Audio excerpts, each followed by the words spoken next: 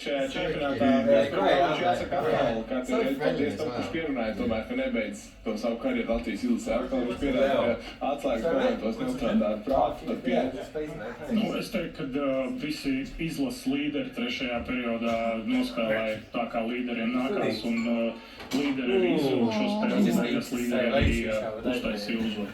Skatīsimies uz pāris spēles momentiem.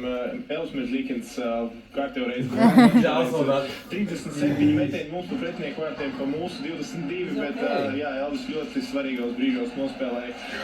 Kā teica, 95% vārtu mums jāpēc Zviedriju vai Ameriku. Šeit tas ir, zini, statistika A klases vārtu gūšanas momenti, tas ir no vārtu priekš, no saucamās lokas. Šeit no tieši tā kā vārtu, kuriem meķi pols, tā ir redzami.